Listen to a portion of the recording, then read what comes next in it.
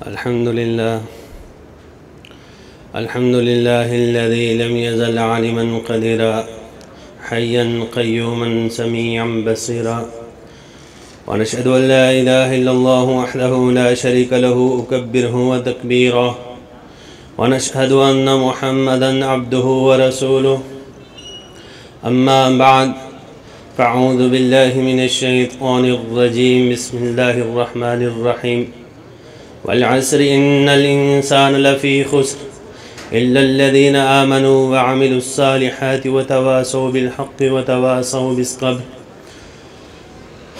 सदक़ल्लाहुल अज़ीम व सदक़ रसूलुहुन नबियुल उम्मियुल करीम व नहनु अला ज़ालिका लमिनश शाहिदीन वश्शाकिरीन वल्हम्दुलिल्लाहि रब्बिल आलमीन।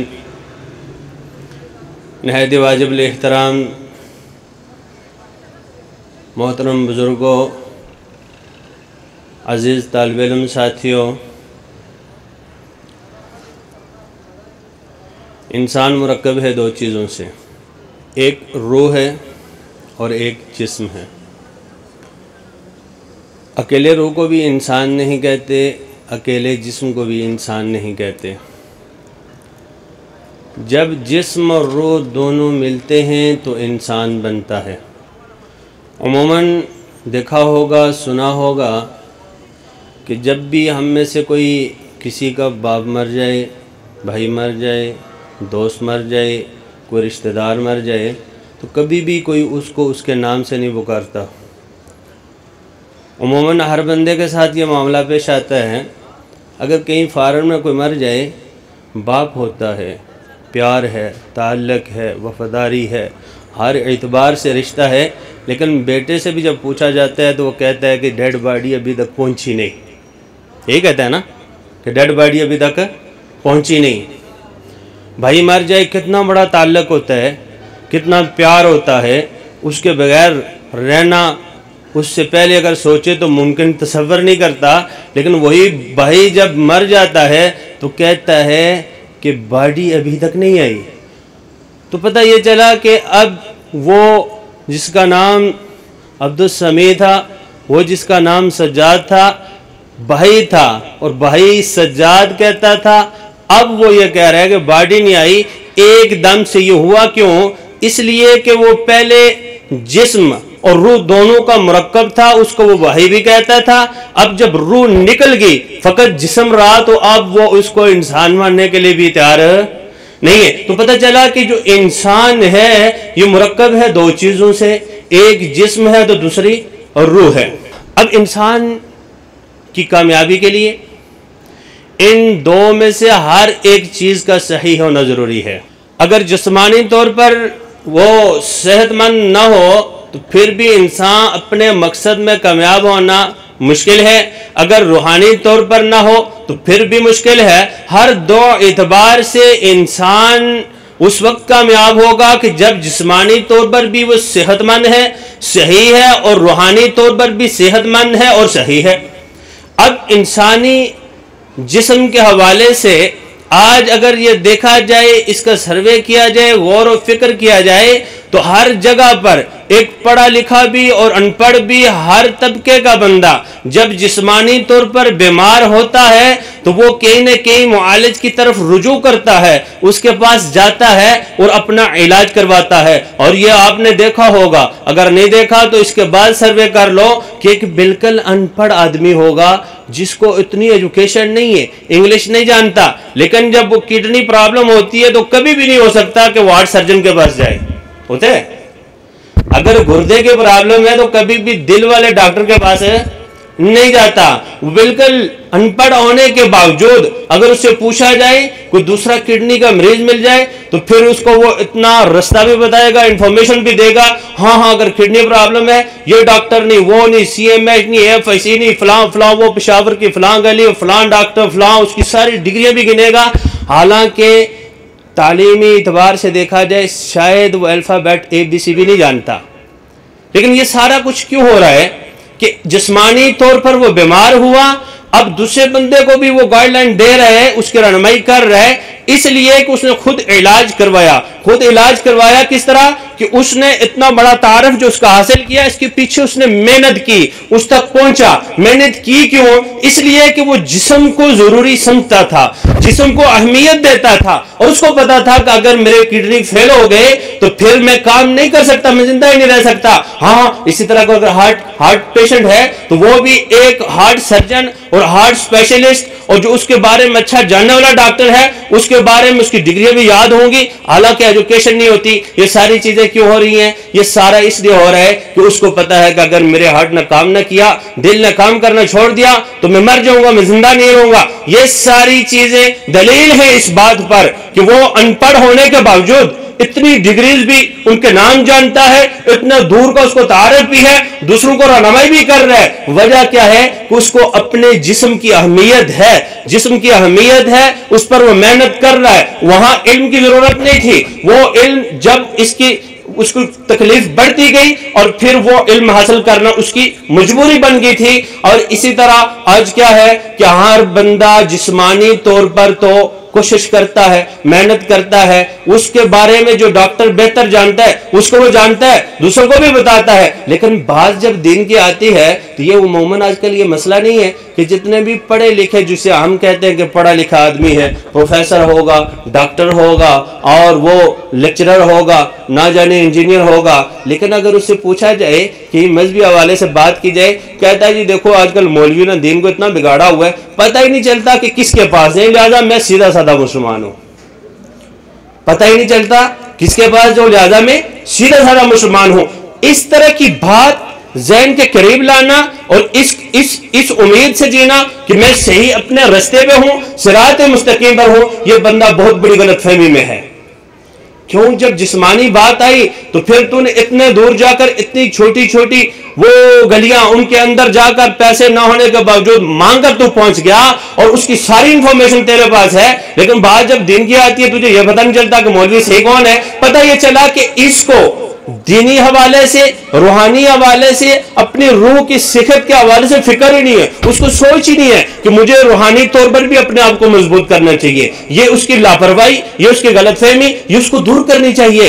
क्योंकि अगर एक जिस्मानी तौर पर बंदा बीमार है, कल क़यामत के दिन अल्लाह के हाँ वो सुरखरू होगा, उसके जिस्मानी तौर पर बीमार होने से उसको जहन्नम में नहीं भेजा जाएगा। हाँ, अगर एक शख्स ऐसा है कि जो रूहानी तौर पर बीमार है, जिसका अकीदा सही नहीं, जिसकी रूहानी तौर पर अमाल ठीक नहीं, जिसके अंदर रज़ाइल है, अब ये सारी चीजें होंगी, रूहानी तौर पर ठीक नहीं होगा, कल पक्की ठक्की बात है, अकीदा ठीक नहीं, वो क़यामत में पास नहीं हो सकता, वो कभी भी जहन्नम से छुटकारा मिल नहीं सकता। हाँ, अगर अमाल ठीक नहीं फिर भी वो जन्नत में जा नहीं सकता। इसी तरह जिस तरह एक जिस्म था उसके लिए जितनी मेहनत की, अगर रूहानी तौर पर हम इतने फिक्रमंद होंगे, अपने रूह की सेहत के लिए इतनी फिक्र करेंगे, अब फिक्र करेंगे तब जाकर कल क़यामत के दिन हमारे लिए कामयाबी है, अगर नहीं करेंगे तो कामयाबी नहीं है। अब रूहानी तौर पर जिस तरह इंसानी जिस्म होता है, इसकी सेहत के लिए अगर एक किडनी मरीज है, किडनी स्पेशलिस्ट के पास जाएगा, अगर हार्ट पेशेंट है, हार्ट स्पेशलिस्ट के पास जाएगा, अगर उसको कोई और जिगर का प्रॉब्लम है, जिगर के डॉक्टर के पास जाएगा, अगर स्टमक प्रॉब्लम है, स्टमक स्पेशलिस्ट के पास जाएगा।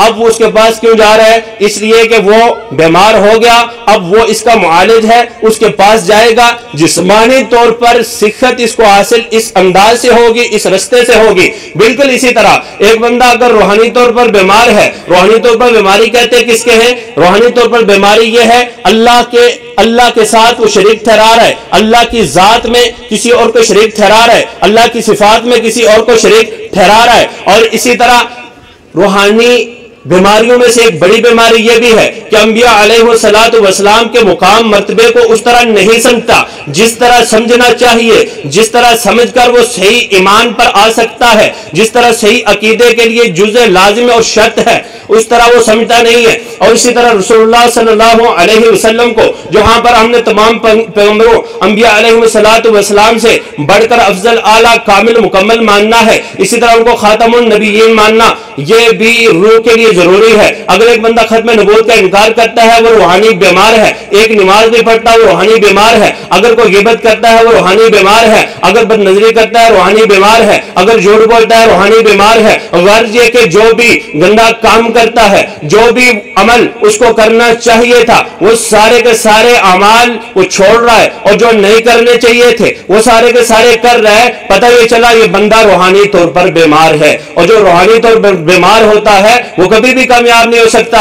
अगर आप कुरान पाक को उठाकर देख लो, कहीं भी ये नहीं आया होगा कि फलां बंदा बीमार था, जिस्मानी तौर पर बीमारी थी, उसकी किडनी प्रॉब्लम थी, कल क़यामत के दिन कामयाब नहीं होगा। हाँ, अगर दिल का बीमार है तो कल क़यामत के दिन कामयाब। कहीं भी आपको शरीयत इस्लामिया में ये चीज नहीं मिलेगी। हाँ, इसके फजाइल जरूर मिलते हैं कि अगर कोई बीमारी में जिंदगी गुजारता है, अल्लाह उसके गुनाह माफ कर देते हैं, उसके गुनाह गिर जाते हैं, ये तो मिलेगा। लेकिन कहीं भी ये नहीं होता कि जिस्मानी तौर पर बीमार है, कल क़यामत के दिन इसका छुटकारा नहीं है। हाँ, रूहानी तौर पर अगर देखोगे तो जा बजा ये लिखा होगा। बल्कि यही आयत जो आपके सामने मैंने तिलावत की, इसमें फरमाते हैं वल अस्र इन्नल इंसान लफी खुस्र। अल्लाह फरमाते हैं कसम है नमाज असर के वक्त की कि वही इंसान कामयाब है जिसका अकीदा सही है और अमाल सुन्नत के मुताबिक है। फिर इस सही अकीदे और सुन्नत के मुताबिक अमाल की तबलीग करता है, आगे पहुंचाता है। वतवासौ बिल हक,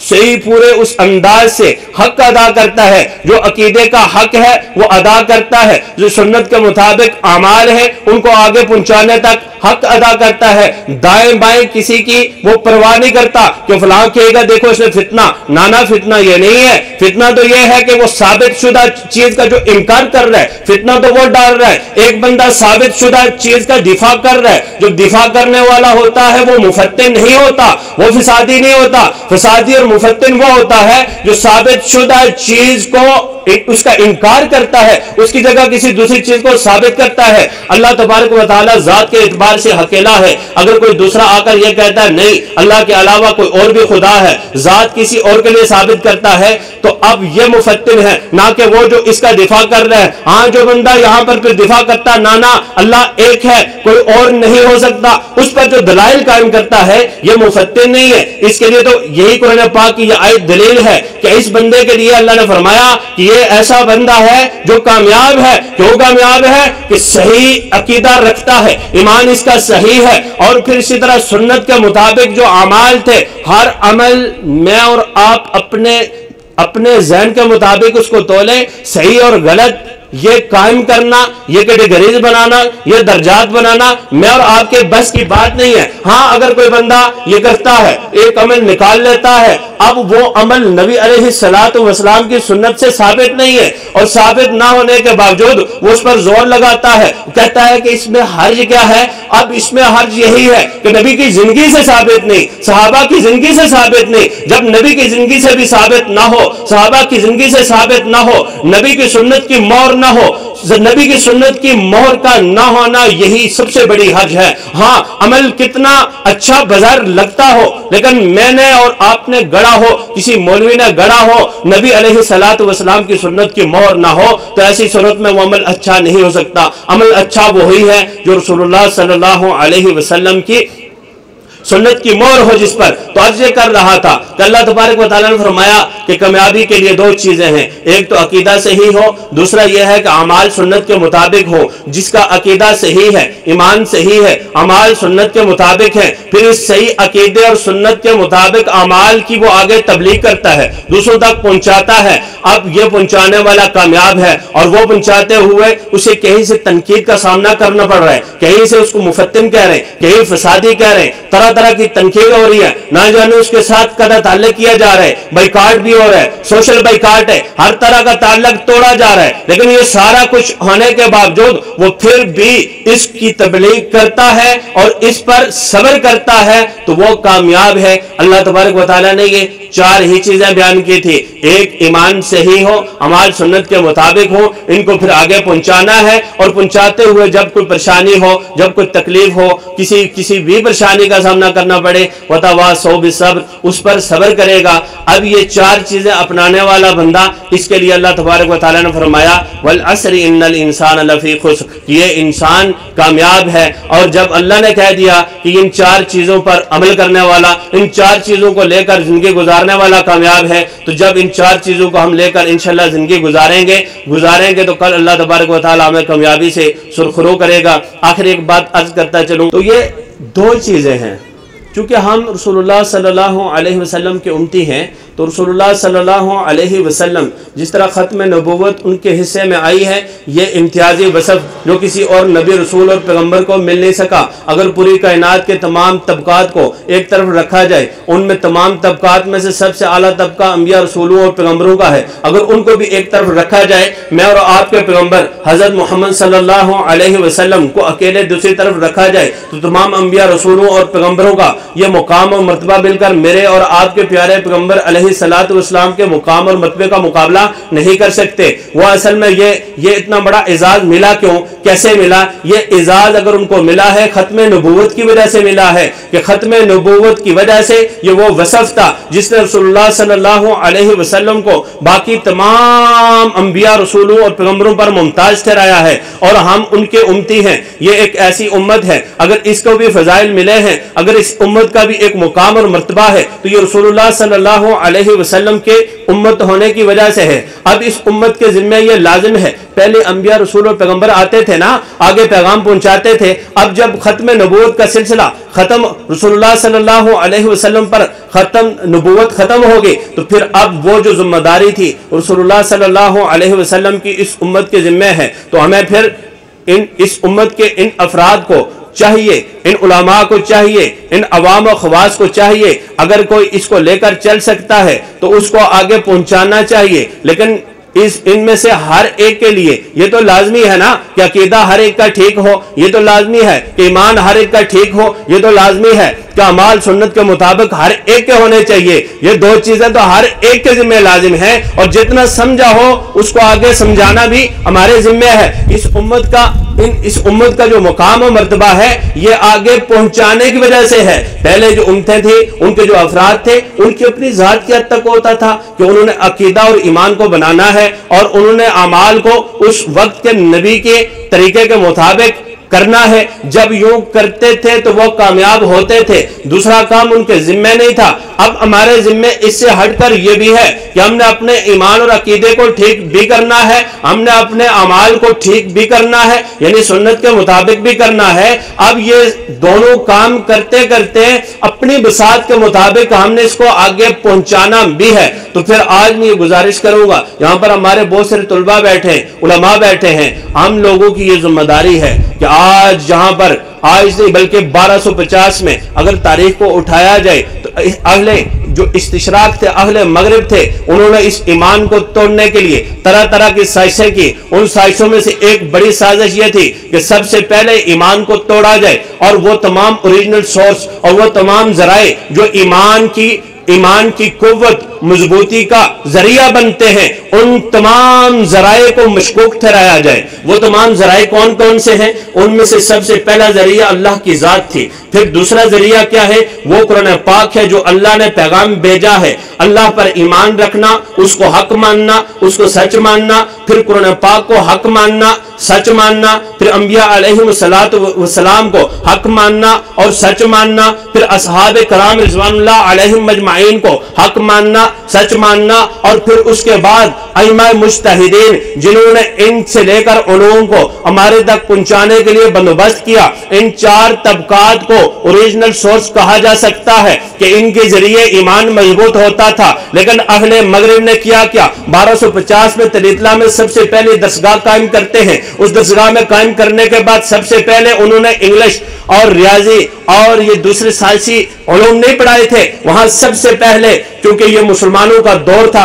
मुसलमानों की हुकूमत थी, एक सुपर पावर थे, तो उस वक्त उस तलीतला में, जिसका आजकल नया नाम टेलीडो है, उस तलीतला में जाकर उन्होंने सबसे पहले दरगाह कायम की। उस दरगाह में मिस्र की उलूम पढ़ाए गए। मिस्र की उलूम जब वो कहते हैं इससे मुराद कुरान होता है, उलूम कुरान है, हदीस है, उलूम हदीस है, फिक है, उसूल फिक है और इस्लामिक हिस्ट्री है, ये तमाम चीजें उनके नजदीक मिस्र की उलूम कहलाती हैं। उन्होंने ये सबसे पहले अपनी दरगाह में ये पढ़ाने शुरू किए। पढ़ाने के बाद 6 सदियां मेहनत की और 6 सदी मेहनत करने के बाद 2 फरवरी 1835 में लॉर्ड मैकाले ने जाकर यूरोपियन पार्लियामेंट में ये तकरीर की थी कि अगर आप ये कहते हो कि हम मुसलमानों को फतह करेंगे, इनको मफतू करेंगे, हम इन पर कब्जा करेंगे, इन पर हुकूमत करेंगे, अगर ये करना चाहते हो, जो तरीका आप इस्तेमाल करना चाहते हो, जिसके जरिए आप हुकूमत करना चाहते हो, सारी जिंदगी 1 नहीं 2 नहीं 300 नहीं 500 नहीं 1000 साल तक अपने तमाम वसाइल को इस्तेमाल करते हुए अगर आप इस्तेमाल करने के बाद भी मुसलमानों पर फतह हासिल नहीं कर सकते। हाँ, अगर फतह हासिल करनी है 2 फरवरी 1835 लॉर्ड मैकाले का यूरोपियन पार्लियामेंट में यह जुमला याद रखने के काबिल है। उसने कहा कि 2 फरवरी 1835 में कहा कि जब तक मुसलमानों की रूहानी ईमानी ताकत को तोड़ा न जाए, तहजीब की जगह तहजीब न दी जाए, उस वक्त तक मुसलमानों को फतह नहीं कर सकते। और फिर ये उसने अगला जुमला ये कहा कि मैं ये पूरे बड़े सगीर पाक और हिंद में फिर कर मैंने ये सर्वे किया है कि इनके बुजुर्ग, इनके उलमा, इनके जो एक तहजीब और कल्चर है, इन लोगों को देखकर, इनके तमाम उलमा और बुजुर्गों से मिलकर यह खुलासा निकाला है कि अगर हम इनकी रूहानी ईमानी ताकत को तोड़ेंगे नहीं, इनकी तहजीब की जगह तहजीब नहीं देंगे, उस वक्त तक हम इन पर फतह हासिल नहीं कर सकते। वसाइल से होता कुछ नहीं। फिर जंगे बदर का वो वाकया जो हमें और आपको भी याद है, उसने उसकी मिसाल दी कि वसाइल ज्यादा किसके थे?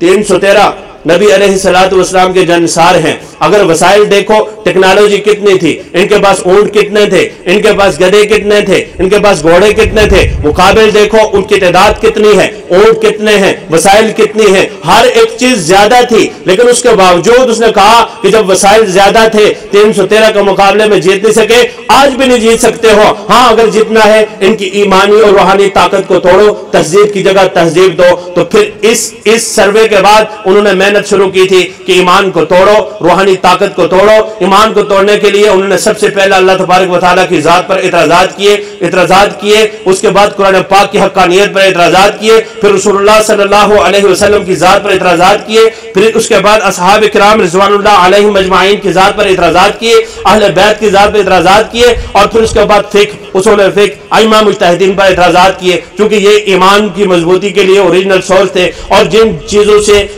जो किसी भी चीज के लिए जो सोर्स होता है, जरिया होता है, अगर उसको तबाह कर दिया जाए, मशकूक कर दिया जाए, उसके बाद हासिल होने वाली चीज ऑटोमेटिकली मशकूक हो जाती है। तो यूं हमारे ईमान को मशकूक किया गया। और आज जहां पर पूरे बड़े सगीर में ये तरह तरह की सोचें हैं कि कोई कुरान को नहीं मानता, कोई हदीस को नहीं मानता, कोई फिका का इंतजार वो इनकार कर रहा है, और कहीं कोई सहाबा पर कीचड़ उछाल रहा है, ये सारे वो लोग हैं कि जो उन लोगों की उन सोचों और उन मेहनत और उन आरा से पैदा हुए हैं। और आज ये सारा कुछ जो हो रहा है ईमान को तोड़ने के लिए है। अल्लाह तबारक व तआला से दुआ है कि हमें सही मानों में ईमान को समझना और फिर इन चारों तबकात को मानकर, इन ओरिजिनल सोर्स को मानकर, उनके मुताबिक उनकी मानकर जिंदगी गुजारने की तौफीक अता फरमाए। वमा अलैना इल्लल बलाग। ला इलाहा इल्लल्लाह, ला इलाहा इल्लल्लाह, ला इलाहा इल्लल्लाह, मा लना रब्बुन सिवा।